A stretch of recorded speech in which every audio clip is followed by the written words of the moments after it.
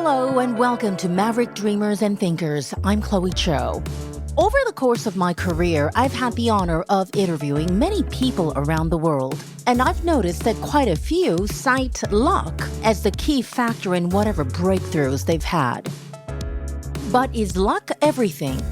I'd like to believe that the world doesn't give enough credit to those who have the courage to take a risk and have a leap of faith. Perhaps you'll agree with me once you've heard the story of Michael and Julie. I felt compelled to share their personal tale because it made me believe in serendipity and that so many things are possible when we make things happen. Our story begins on a chilly day in March 2003 at a small, picturesque town called Zug between Zurich and Lucerne in Switzerland. I lived in Zug, which is a small picturesque town between Lucerne and Zurich. It's on a beautiful lake with a view to the Alps. And so my friend was visiting me from Denmark, actually. And I was taking a day off. I wanted to show him. So in that process, we were driving along Lake Lucerne, which is one of the most beautiful lakes in the world. And it's like afternoon, and it was March of '03. So it was coolish, definitely not warm. And there, in the middle of nowhere, we see this lonely girl, a Chinese girl, standing and basically, hitchhiking. There's a bus stop. On one side, you have the lake, which is like 10 meters away. And on the other side, you've got mountains going straight up. So there's a bus stop and she's standing there and hitchhiking. So, ask my friends, should we take her up? Yeah, let's do it. Right? So we stop and we pick her up. So we picked her up and she explained that she had missed the bus and thanks very much for picking her up. And she needed to go to Interlaken where she had a job, but because she missed the bus, she would also miss her train and then she would be late for work. So it was really a big problem. We agreed to drop her off at Lucerne train station. We were on the way to go to the top of Mount Pilatus, which is a famous mountain around Lucerne. And driving to Lucerne station, I started speaking to Julie a little bit back and forth. And, I found an interesting conversation that I would like to take further. That's how Michael remembers meeting Julie. To put things into context, hitchhikers are a rare sight in the traditional and quiet Swiss countryside, let alone a young Asian woman trying to hitch a ride. Stunned at the bizarre sight, Michael, a successful hedge fund manager in his late 30s who was living in Switzerland at the time, decided to stop his car and offer the 20-something woman a ride. After all, it was his day off and he was on his way to a nearby mountainside with his visiting friend from his native Denmark. In Chinese, we say it could be a 遭遇 and then it can become 奇遇. So it means it could be a challenging issues, and if you push a little bit, maybe it turned out to be a miracle. And that's what happened here. And I missed a bus and I have to go to another city for a part-time job, and I didn't want to lose that job opportunity because in Switzerland to get a job in different canton is not easy. And I was very stressed, so I started to hitchhike the cars, and so this one car stopped. A crisis turned into a miracle is how Julie describes what happened. Things got off to a bad start that day. She was running late, missed the bus, which meant that she wouldn't make it in time for the train to go to work. Julie was 3 years into her life in Switzerland, where she was taking up graduate school studies in business administration while working part-time for a top global commodity trading firm. She knew that there would be consequences if she did not report to work that day, given how tough it was for her to land that job. Out of desperation, she tried to hitch a ride with little luck, until one car stopped. You're really brave. In times of desperation, you've got to do what you've got to do. Yeah, that's true. Just take a chance. I wouldn't advise for people to do that right now, but sometimes, you just have to take a leap of faith. Where did you get the courage to be so brave and bold? First, making the step to Switzerland and even, hitchhiking a ride. Probably at that particular moment, I haven't had a chance to think a lot, but I think look deeply, it's just in my personality. It's not easy to give up. That's how to do with the culture I brought up. majority of Chinese, born 80s, raised 90s, and if you ever want to get a chance, you just need to, push yourself a bit harder, and also willing to take up a chance as well. So I think that is in my blood, and that's also why Chinese have a lot of entrepreneurs. They're willing to go aboard and take a leap of faith and take the risk. Much of life is about taking risks, which can open new doors and take us where we least expect it. How much of life is predetermined? Some of us like to be more superstitious than others, but ultimately, it's our passion and choices that lead us to our destiny. Michael has always had an interest in global financial markets, having opened his first trading account in university. His fascination for financial markets took him on a very different path from what he had studied, optical communications engineering. When he got a job straight out of university, he found himself on the foreign exchange desk of Denmark's largest investment bank.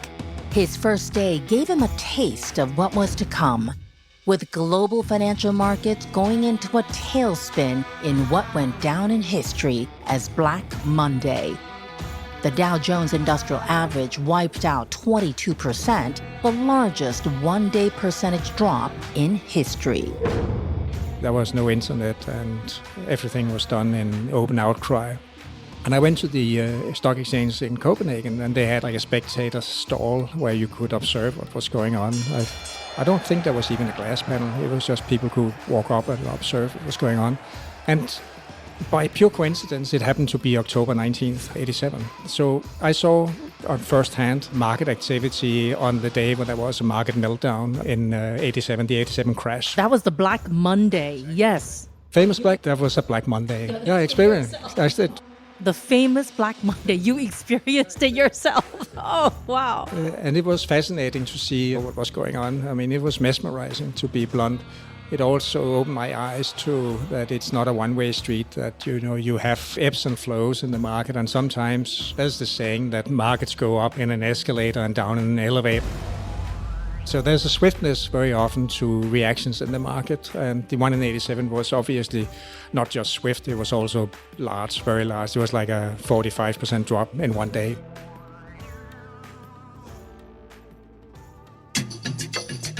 Despite a chaotic welcome to the world of finance in October 1987, Michael's career went from strength to strength as he rode the golden era of hedge funds in the 1990s. Amid a stock market rise, hedge funds swelled both in numbers, and the industry's assets under management grew from about $39 billion in 1990 to over $3 trillion in 2016. A firm which at that time was Denmark's largest investment bank, where I joined them and sat on a foreign exchange trading desk. And after about a year or so, got promoted. I ended up running that desk and embarked on a program within the bank where we would move from being just a bank taking clients, corporate clients and retail clients alike, but also getting mandates, managing money on behalf of an emerging institutional market. At that time, we're talking beginning 90s, end of 80s, beginning 90s, there were not really much in the shape of what you today call hedge funds, or there was mostly mutual funds, long-only equity mutual funds. But in the US, there were movements along other vectors in the space. So I got the other traders sitting on my desk through a US certification program, Series 3 test with the CFTC and NFA in the US, as the first in Scandinavia, perhaps even in Europe. And then I began a process of approaching American institutional type clients, think fund of funds, smaller pension funds, pools of capital in the US through various conferences. And one thing led to the next, and after a while started managing funds on behalf of the bank for outside clients.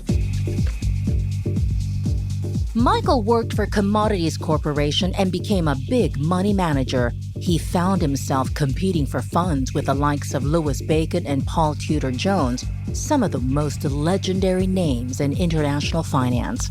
And the good times would roll until the global financial crisis in 2008 unleashed a crisis of liquidity. I got in contact with one US firm in particular, a firm called Commodities Corporation. For people in the know, they're quite a famous entity, by far the most successful incubator of new traders.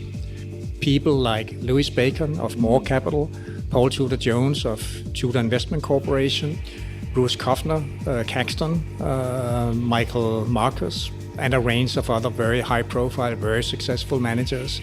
And they were effectively the ones who first gave me money to manage, and they stayed with me until they were acquired by Goldman Sachs in end of the 90s. So they were basically my anchor investor for over a decade.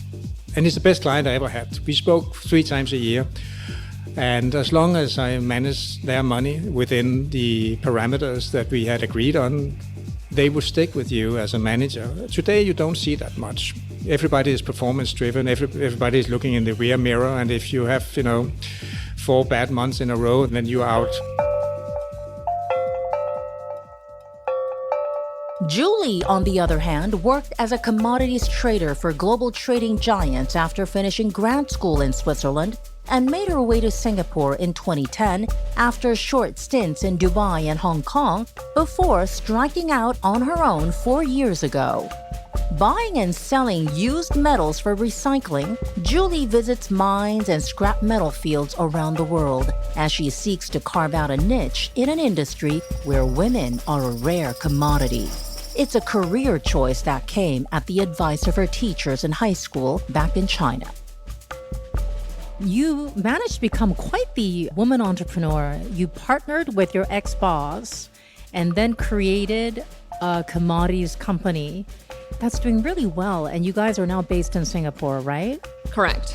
Yeah, it's a physical mergent. So we often say we buy the things we don't need and we sell things we don't have. And that's indeed the case. I mean, I happen to be in the industry, worked in the big international trading houses. And at one point, we just thought, we want to do it our way. And we set up our own shop. And I think being an entrepreneur can be very challenging, but it's also very rewarding because at the end of the day, if you help to solve any issue, then you add value and automatically you should be able to prove your business model is workable.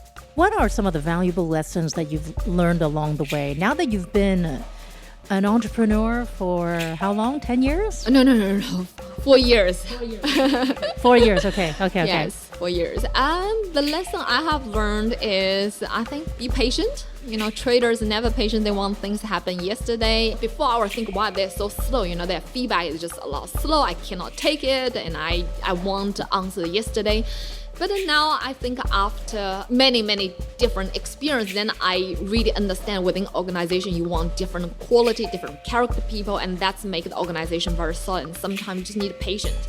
Are you scared or at least worried about the consequences of the coronavirus? Because now everybody is cutting the forecast estimates for not only even oil consumption, but commodities demand as well.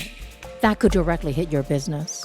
Yes and no. I think for the economy in general, I certainly think there is a short-term setback. The coronavirus compared to the SARS in 2003, I think the whole medical infrastructure, the technology, and also the country's power as well, also how they can deal with these kind of emerging cases, they're a lot more advanced. A lot of business can be done online, should be more efficient.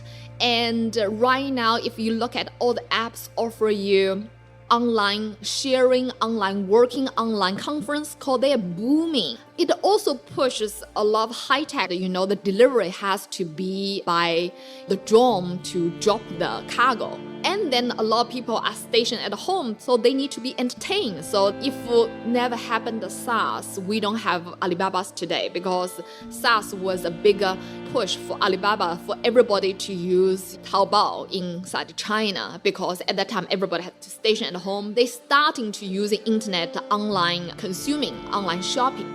So overall, I'm quite positive.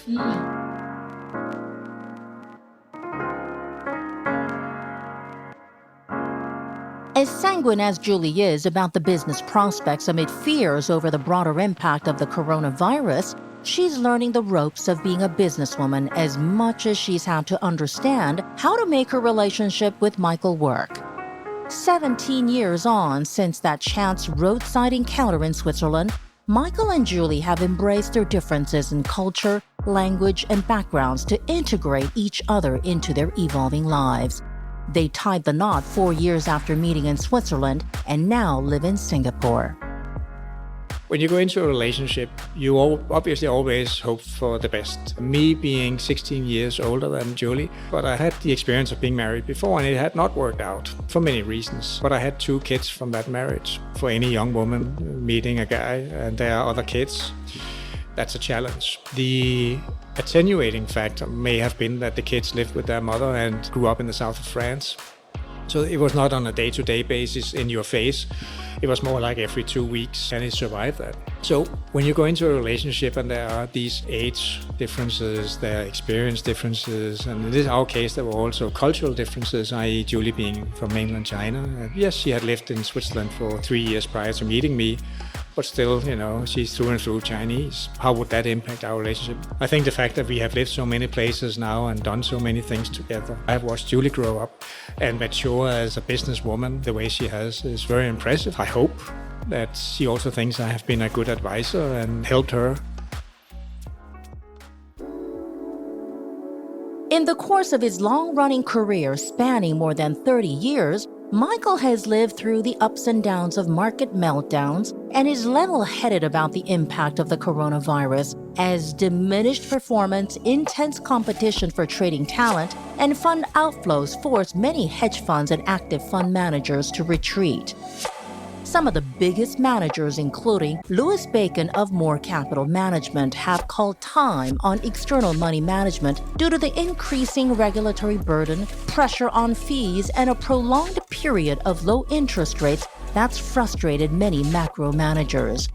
Now, in his mid-50s, Michael works out of his simple home office in a far cry from the plush and swanky surroundings available to him for much of the past 30 years, yet continues to manage $750 million, relying solely on his screens and terminals.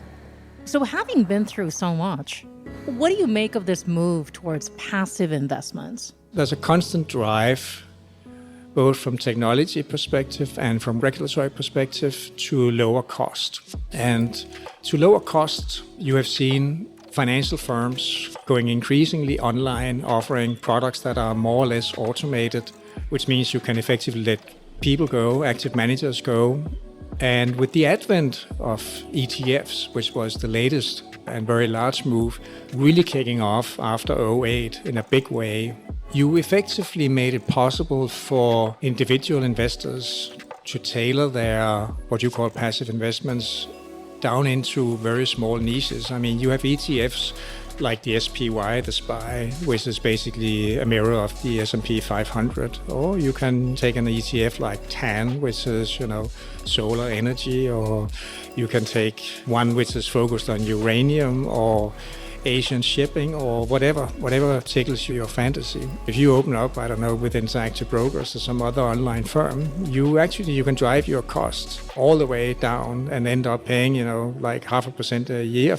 Do you miss the glory days when the fees were higher? Those fees have also come under pressure, and today is probably more like 1.15 rather than 1.20.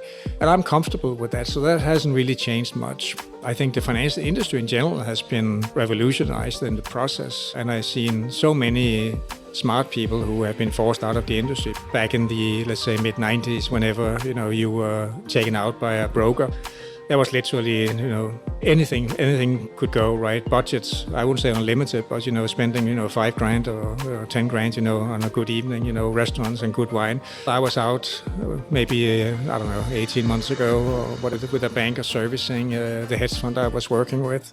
And we went to one of the better places in Singapore. And the first thing he says is, Michael, you got to be aware I got a $200 budget for each of us. And beyond that, we got to cover ourselves. As Michael rides the volatility day in, day out in a fast-changing world, The veteran money manager is excited about blockchain and cryptocurrencies, which are opening up new trading strategies and revenue streams. With hundreds of millions of dollars at stake, Michael says keeping his cool is most important when trading global financial markets, as manic volatility can present golden opportunities, as was the case during the global financial crisis in 2008. How do you not lose your head and your cool and your sanity? I'm quite good at dissociating myself from the emotions of what's taking place at the moment. I look at it percentage-wise rather than dollar-wise. I don't look at, now I made $50,000 and I could buy, a new car or whatever with, managing $50 million, or as I did last year, I managed $750 million. You cannot focus on the money. It's surreal to some extent, and you've got to dissociate yourself from that. The global financial crisis. It was actually like a slow-moving train wreck rather than a 737 crash. From a trading perspective, there were loads and loads of opportunities to actually take advantage of both the ups and the downs. While Michael looks out for volatile swings from the coronavirus and other market-moving events, Julie is optimistic that the virus scare will present new business opportunities for innovative companies, citing the example of SARS that helped grow Alibaba back in 2003. That said, as China and Chinese nationals face a growing backlash over the infectious virus, Julie is pensive about the personal struggles that many experience from the dizzying transition that made today's China possible. Julie was raised by her grandmother in Shanghai, away from her parents in Daqing of Heilongjiang province in the northwest, as a result of China's one-child policy. The separation came after her parents had her sibling and was forced to pay a fine for 14 years. When you were growing up in China, it was a very different world because China was really not on the world map. Even 20, 30 years ago. They were just coming out, right? How do you adjust psychologically? Because I even heard from people who grew up in the 80s and 90s in China that when it was winter in Beijing, there would be like this place where they would just have cabbage, like salted cabbage. And they were saying that actually they were well off because they at least had cabbage during the winter, whereas people in the hinterland, they had nothing, and they were eating rats. So you came from this mentality of lack, and today you're in this world of abundance. We went through the planned economy where, every family, according to how many family members, you get certain tickets where you can exchange for meal or for vegetables.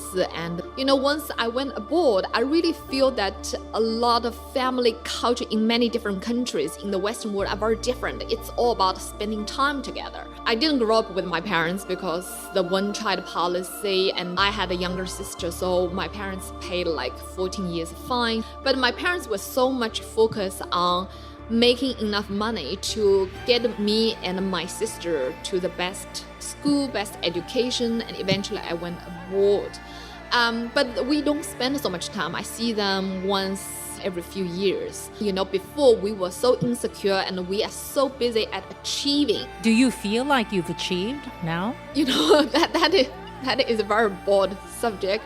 But I think I do feel a lot of my anxiety and stress is created because I constantly feel that I can do more. I realize it's all go down to that maybe sense of insecurity that you need to do more, you need to achieve more to prove yourself. But actually not, look around. I should feel very, very grateful for how lucky I am able to go abroad and have a very, very good career and set up a company with my partner. Do you think your drive is symbolic of that chaotic period that the Chinese went through? Oh, definitely. I think the Chinese in my generation went through certain hardship. Now that you've experienced the world, you've traveled a lot, what do you make of the backlash that the Chinese people get? You are in a unique situation because you are mainland Chinese, but now you've become a naturalized Singaporean citizen. So when you're on both sides of the aisle, how does that make you feel? I also understand some Chinese some of us, we maybe get rich very fast, and we have not had enough time to adopt the culture locally. And I think there is a lot of awareness now. I have experienced sometimes I'm in the lift. If I happen to have, next to me is someone from some province, they will speak very, very loud on the phone. Louder, crowded, it's all kind of happiness. We can empty the Louis Vuitton shop. Obviously, it's not pleasant for the local people. So I understand the difference. But with time, it will change. When you were 15, 13, living off of government rationing, did you think that you'd be living this life? No, I could not imagine. Maybe that was a dream, having a better life. But by large, I think where I'm now, it's not something I had expected. It just, life happened in the way, and you give your best, and sometimes just things, opening up, yeah. As much as Julie feels grateful about her life, married to Michael and being a successful entrepreneur, she'll never know how things would have played out had she stayed in China, a country that is minting 2 billionaires per week. Yeah, China is a lot more advanced. If you go into China, you do not take credit card, you do not take money, there's nowhere to spend. Yeah, it's all, WeChat Pay, Alipay. And wherever you order things, it's delivered in a few hours, and you can't achieve that in Singapore or in the Western world. I certainly feel very, very proud. But on the other hand, there could be a better communication. I thought I went abroad and I had decent career. But now I go back to China, I feel kind of poor. Yes, I can't even afford to buy an apartment in a very prime location in the top cities because it is very, very expensive. So in that sense, you can see China grows so much, but it's also very polarized. Do you think that you could have been a billionaire if you had stayed in China doing base metals? It's possible entirely. Do you have any regrets? No. And in the past 15 years, when I'm doing the commodity, I've been always traded with China. Yes, I could have chose a different career path, but I think I am who I am because the choice I made. So I'm happy with the choice. Although I'm not billionaire, but then I'm probably more rich with all these experience and my maturity and my thinking process and my choice of life, the next phase. In hindsight, Michael had no idea that the woman he had picked up along the road 17 years ago would go on to change his life. She was studying and part-time working. It was very little I could get out of the conversation, really because I had my friend sitting next to me. So I decided to ask for Julie's number, and thankfully she gave it to me. And here we are 17 years later, and we're still together and happily married. Yeah, and serendipity, how do you call that? How do you see that bizarre encounter in the middle of nowhere in Switzerland? It must have been the meaning that we should meet that day. So I think it was great. It's a rather rare way of meeting each other, obviously. I mean, totally random. At one point, Julia and I, we lived in Hong Kong, and the same friend that visited me in Switzerland that time, he came to Hong Kong to visit us. And he looks at her and he says, "I've seen you before." She's not very dramatic about it. She's very pragmatic. She's Chinese, We met, we needed to make it work. There were certain things to be put in place to make it work, and we made it work. The fact that they made it work despite the odds probably serves a valuable lesson as they learn to embrace each other through thick and thin. With the benefit of hindsight, Julie does not recommend hitchhiking. After being together for nearly 2 decades, they share a passion for skiing and contemplate getting a place in the Swiss Alps with the hope of spending a few months in a year while enjoying their life in Singapore or elsewhere in Asia.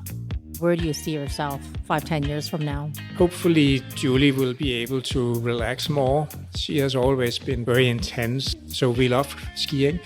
And as a result, we have actually discussed getting a place in the mountains in Switzerland and spending, 2, 3 months, 4 months a year in that place. So perhaps combining that with Singapore/Asia. I suspect I'll be doing the same because I enjoy doing it. For me, it's not really work.